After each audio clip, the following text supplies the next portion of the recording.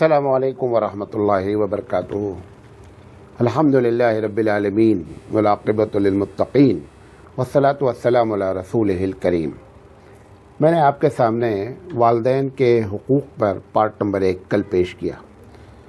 हम उसके बारे में आपको दूसरा हिस्सा पेश करते हैं। दूसरे हिस्से में जो आपसे बात करना चाहते हैं कि वालिदैन की खिदमत की फ़जीलत क्या है, क्योंकि इंसान मिजाजन जो है ना, जब तक उसके सामने फ़जीलत नहीं बयान की जाती है तब तक वो अमल पर उभरता नहीं है। अल्लाह के रसूल सल्लल्लाहु अलैहि वसल्लम से पूछा गया कि माँ हक़्क़ुल वालिदैनी, अल्लाह के रसूल ये बताइए, अला वलदिहिमा, उनकी औलाद पर, उनके बच्चों पर क्या हक़ है वालिदैन का। अल्लाह के रसूल सल्लल्लाहु अलैहि वसल्लम ने बहुत मुख्तसर जवाब दिया। इब्न माजा की रवायत है कि हुमा जन्नतुका व नारुका, कि ये तुम्हारी जन्नत है या तुम्हारे जहन्नम है। मतलब क्या है? इब्न माजा की रवायत है, सही रवायत है। मतलब क्या है? मतलब ये है कि ये अल्लाह की जानिब से तुमको एक नेमत है। अगर तुम चाहो तो इनकी सेवा करके, इनकी खिदमत करके अपनी जन्नत बना लो, और अगर तुमने ऐसा नहीं किया और इनकी नाफरमानी की तो ये तुम्हारे लिए इतने ही खतरनाक भी है। इनकी वजह से तुम कहाँ चले जाओगे? जहन्नम में चले। अल्लाह के रसूल सल्लल्लाहु अलैहि वसल्लम ने उस वालिदैन की फजीलत पर पूरी बातें बता दी, क्योंकि हमारी आपकी ज़िंदगी का जो मकसद है क्या है? जहन्नम से बचना और जन्नत में जाना। अच्छा, जब इस किस्म की बात की जाती है तो इसमें एक गलतफहमी होती है, वो भी दूर करना चाहता हूँ। वो ये है कि मिसाल के तौर पर एक आदमी ये समझता है कि चलो भाई, हम रोज़ा नहीं करते हैं, नमाज नहीं करते हैं, लेकिन वालिदैन के हम बहुत फर्माबरदार हैं, लिहाजा अल्लाह के रसूल ने फरमाया है कि हम जन्नत पे जाएंगे। इसका मतलब, ऐसी जितनी हदीसें हैं सबका मतलब समझ लें। हज़ारों हदीसें ऐसी हैं कि किसी एक अमल की बुनियाद पर जहन्नम बताया जाता है, किसी एक अमल की बुनियाद पर जन्नत बता दिया जाता है। इसका मतलब क्या होता है? इसका मतलब ये होता है कि आपकी ज़िंदगी में कोई भी नेकी नहीं थी। गौर से सुन लें, एक आदमी वालिदैन का बहुत फर्माबरदार, कोई भी नेकी नहीं थी, कोई अच्छा काम नहीं था। अब सारे बुरे काम भुगतने के बाद वो इस बुनियाद पर जन्नत में जाएगा। लेकिन इसका ये मतलब कतई नहीं है कि आप हज़ारों गलत काम करते रहें और इस चक्कर में रहें कि नहीं, मैं वालिदैन हमसे बहुत मोहब्बत करते हैं, मैं उनका बड़ा फरमाबरदार हूँ, मैंने उनकी बड़ी सेवा की है जो वो बूढ़े हो गए। इसी चक्कर में नमाज छोड़ रहा है, सब कुछ कर रहा है और अपने तौर पर मुतमईन बैठा हुआ है कि मैं तो जन्नत पे जाऊँगा क्योंकि मैं वालिदैन का फरमाबरदार बच्चा हूँ। ये गलतफहमी भी नहीं होनी चाहिए। अच्छा, इसी तरीके से अगर कभी ये कह दिया, बात आ गई तो पूरी बात कर लेते हैं। अगर ये कह दिया जाता है कि कोई गुनाह करने वाला, मिसाल के तौर पर कहा गया कि किब्र करने वाला जन्नत में नहीं जाएगा, ऐसी हदीस आ जाती है, या और किसी कोई बुराई, उसका भी मतलब ये होता है कि डायरेक्ट जन्नत में नहीं जाएगा, पहले उसकी सज़ा भुगत लेगा। अगर कभी ऐसी हदीस आ जाती है कि ये करने वाला जहन्नम में जाएगा, मतलब ये है कि इसकी अगर तौबा के बगैर मर गया तो पहले ये जहन्नम में जाएगा फिर जन्नत में जाएगा, वरना मुसलमान हर हाल में एक न एक दिन जन्नत में ज़रूर जाएगा। ये बात, तो ये बीच की बात थी। अच्छा, इसी तरीके से वालिदैन की खिदमत की फजीलत में तरगीब व तरहीब, जो दो किताबें हैं, तरगीब तरहीब, एक सही तरगीब व तरहीब है, उसमें जो हदीसें हैं वो सब सही हैं। सही तरगीब व तरहीब जो है उसमें एक हदीस नकल की गई है कि अगर कोई आदमी इस बात से खुश होता है कि अल्लाह ताला उसको दुनिया में लंबी ज़िंदगी दे, लंबी ज़िंदगी अगर चाहते हैं और आप चाहते ये हैं कि उसका और जब रहूं तो रिज़्क में कुशादगी हो, तो अल्लाह के रसूल सल्लल्लाहु अलैहि वसल्लम ने फरमाया कि उसको चाहिए कि वो अपने वालिदैन के साथ फरमाबरदारी करे। अच्छा, ये भी समझ लीजिए, मौत और ज़िंदगी लिखी हुई है। मतलब ये है कि एक आदमी ये ना समझे कि हम वालिदैन की खिदमत करेंगे तो हमारी उम्र अगर 100 साल है तो हम 120 साल के हो जाएंगे, ये मतलब नहीं है। लंबी उम्र का मतलब क्योंकि मरने से, पैदा होने से पहले मौत की तारीख लिखी हुई है, उसको कोई टाल नहीं सकता। ऐसी हदीसें जब आती हैं, क्योंकि तालिब इल्म हम हमारी तकरीरें बहुत सुनते हैं, ऐसी जब भी हदीसें आती हैं कि साहब उम्र दराज है, फलां है, इसका मतलब ये होता है कि जो काम 100 साल में मुमकिन था वो आप 60 साल में कर लेंगे। आपकी जो उम्र अल्लाह ने लिखी है, आप उसी उतने में उतना काम कर लेंगे कि जितना कोई 100 साल में करता है। मैं एक मिसाल देता हूँ। अल्लामा इब्न तैमिया रहमतुल्लाह अलैह कि टोटल उम्र गालिबन 54 साल है। अल्लाह ताला ने काम इतना लिया है कि 100 साल वाला भी वो काम नहीं कर सकते। ये मतलब है कि अल्लाह ताला तुम्हारी उम्र में बरकत दे और ये तुम्हारी उम्र लंबी। अच्छा, लंबी उम्र रह के करते क्या? काम करते, वो काम तुमने थोड़े में कर लिया। तो ये बात है असल। तो अल्लाह के रसूल सल्लल्लाहु अलैहि वसल्लम ने फरमाया कि अगर कोई चाहता है कि रिस्क, कितने लोगों को शिकायत है रिस्क की, तंगी की शिकायत 50% लोगों को है। नुस्खा बयान किया जा रहा है कि वालिदैन के साथ अगर आप अच्छा बर्ताव करें तो परवरदिगार आलम उसे बरकत देगा। इसका क्या मतलब है? अल्लाह ने जो तकदीर मुअल्लक़ है उसमें लिखा हुआ है कि अगर वालिदैन का फरमा बरदार होगा तो इसके रिस्क में कुशादगी की जाए, और अगर फरमा बरदार नहीं होगा तो तंगी की जाए। लिहाजा वालिदैन की फरमा बरदारी से ये दुनियावी फ़ायदा भी होता है। तीसरी चीज़ सही, ये भी तरगीब और तरहीब में है। अल्लाह के रसूल सल्लल्लाहु अलैहि वसल्लम ने फरमाया कि वालिद जन्नत के दरवाज़ों में से एक दरवाज़ा है। एक रवायत में है कि वालिद जन्नत के दरवाज़ों में से बेहतरीन दरवाज़ा है, ये बात फरमाई गई। तो आपने फरमाया कि चाहे तुम उसकी हिफाजत कर लो और चाहे उसको ज़ाय कर दो। मतलब क्या भाई, बाद लोग क्या करते हैं, वालिद से ताल्लुकात ख़राब रहता है, माँ से अच्छा रहता है। समझते क्या हैं कि माँ के पाँव तले जन्नत है। भाई कोई बहुत बड़ा महल हो, उस महल का एक गेट होगा, है, गेट के खुले बगैर महल में नहीं दाखिल हो सकते हैं। वो इस गलत फहमी में मुब्तला हैं कि अम्मी को हमने पटिया रखा है और अम्मी जो है वो हमारी ठीक हैं, अब्बा अगर नाराज़ भी हैं तो कोई मसला नहीं है। भाई दरवाज़ा जब खुलेगा तभी आप जन्नत में जाएंगे। तो ये दोनों, हकीकत क्या है कि दोनों की वैल्यू तकरीबन इस मामले में क्या है, बराबर है। बहुत मशहूर हदीस है कि माँ के पहलों तले जन्नत है, आपने 12 इसको बात को सुना होगा। बाप जो है जन्नत का दरवाज़ा है। दोनों हकीकत में एक ही कैटेगरी में आते हैं जन्नत में दाखिल होने के लिए। बगैर दरवाज़ा खोले हुए आप जन्नत में दाखिल नहीं हो सकते। जन्नत नज़र आ रही है, दाखिल नहीं हो सकते हैं, ये और ज़्यादा परेशानी की बात है। तो अल्लाह के रसूल क्या फरमा रहे हैं कि चाहे उसकी हिफाजत कर लो और चाहे उसको ज़ाय कर दो। लिहाजा इसमें वालिद की भी जो है वो बड़ी शान बयान की गई। इसी तरीके से एक और हदीस है कि अल्लाह के रसूल साहब ने फरमाया कि अल्लाह वालिद की रजामंदी में अल्लाह की रजामंदी है। इस रजामंदी से मुराद क्या है? इस रजामंदी से मुराद ये है कि वो उस चीज़ पर नाराज़ हैं जो शरई लिहाज से नाराज़गी का हक़ है। ये मतलब नहीं, मिसाल के तौर पर वो इसलिए नाराज़ हैं कि उनको पैसे आपने नहीं दिए जबकि पैसे की ज़रूरत है, इस बुनियाद पर नाराज़। ये नाराज़गी जो है ना, जब तक आप उनसे बहस नहीं करेंगे, उनसे ज़बान नहीं लड़ाएंगे, ये नाराज़गी कोई फ़र्क नहीं डालती है। या ये कि उन्होंने कहा था पहले घर बना लो फिर हज पे जाना, आप हज पे चले गए, वो नाराज़ हो गए। इस किस्म की, जितने ऊपर मैंने बयान किया पहले पार्ट में, कि जो इस किस्म की जो नाराज़गी है ना, क्योंकि अल्लाह इंसाफ पसंद है। अल्लाह के यहाँ ऐसा नहीं कि सबको एक डंडे से हाँका जा रहा है, उसको पता ही नहीं क्या हो रहा है। नाराज़गी की बुनियाद क्या होनी चाहिए? शरीयत होनी चाहिए। एक जुमले में अगर बात हम समझाना चाहें कि नाराज़गी की वजह क्या है, शरीयत होनी चाहिए। अगर शरीयत नाराज़गी की वजह है तो यकीनी बात है कि फिर अल्लाह भी उससे क्या है, नाराज़ है, क्योंकि शरीयत की बुनियाद पर उन्होंने आपसे नाराज़गी की है। तो ये भी अल्लाह के रसूल सल्लल्लाहु अलैहि वसल्लम ने फरमाया, ये भी तरगीब व तरहीब की हदीस है कि रब की नाराज़गी वालिद की नाराज़गी में है और अल्लाह ताला की रज़ामंदी वालिद की रज़ामंदी में है। तो नाराज़गी और रज़ामंदी का मतलब ये है कि शरीयत के मुताबिक होना चाहिए।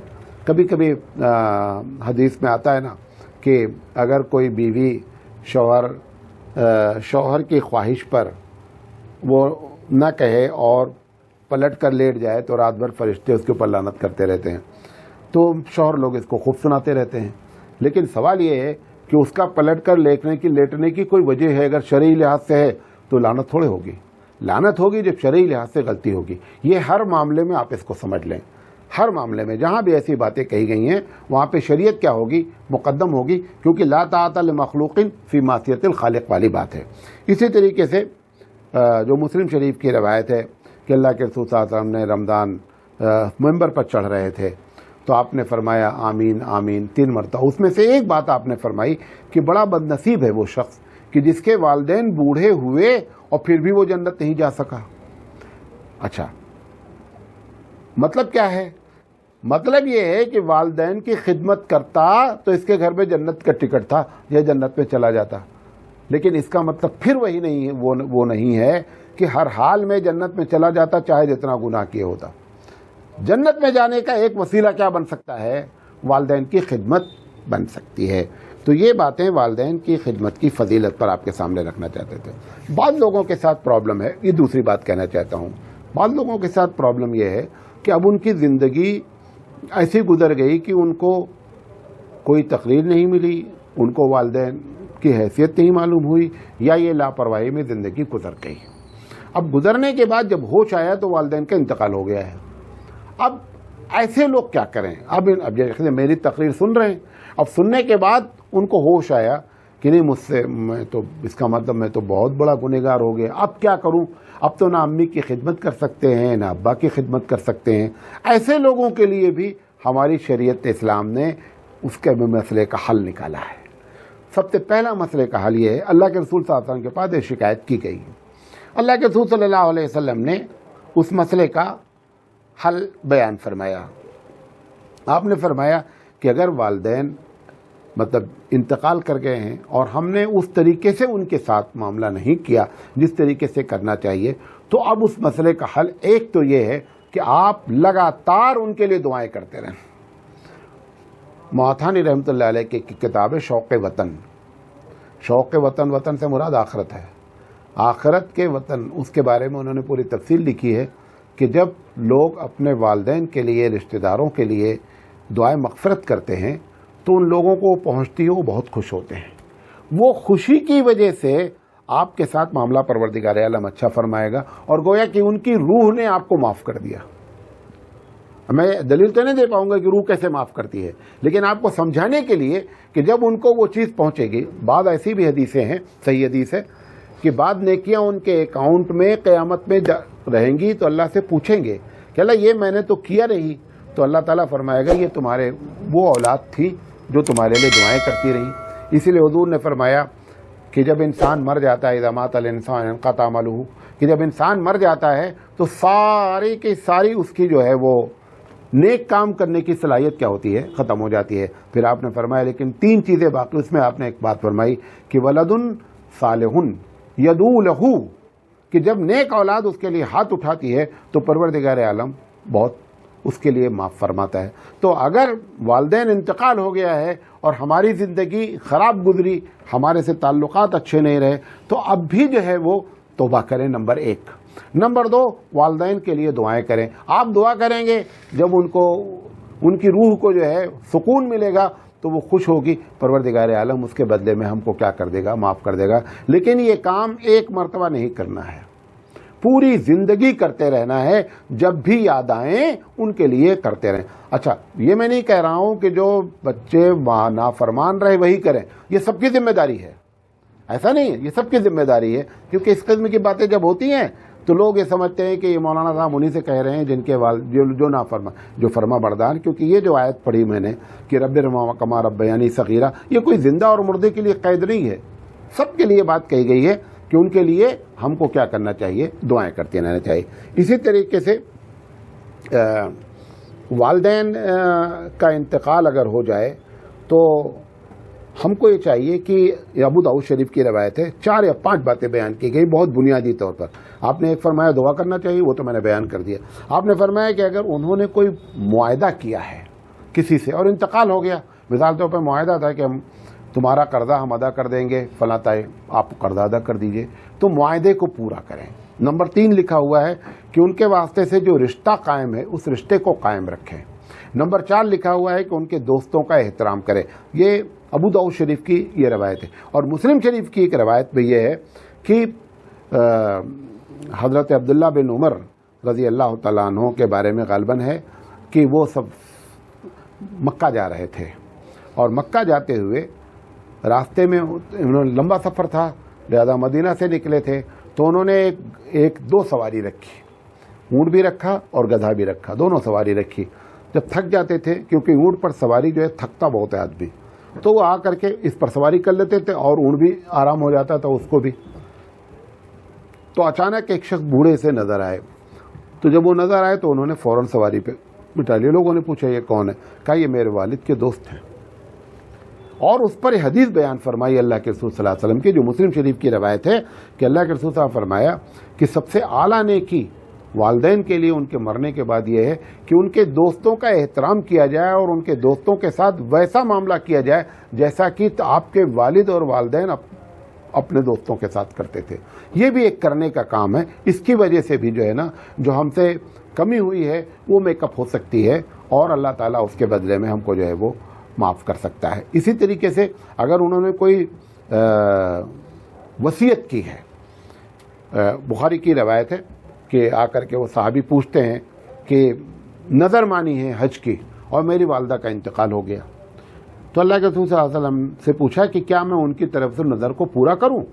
تو اللہ کے رسول صلی اللہ علیہ وسلم نے فرمایا کہ ہاں, آپ اگر ان کے اوپر قرض ہوتا تو آپ کرتے کہ نہیں کرتے؟ انہوں نے کہا میں پورا کرتا. تو ایک بات تو یہ معلوم ہوئی کہ اگر والدین پہ قرض ہے تو وارثین پر ذمہ داری ہوتی ہے کہ وہ قرضہ کو پورا کریں, اور نظر اگر مانی ہے تو اللہ کے رسول نے فرمایا کہ اگر آپ قرضہ پورا کرتے تو یہ تو اللہ کا قرضہ ہے نظر ماننا, لہذا آپ ان کو کیا کریں, پورا کریں.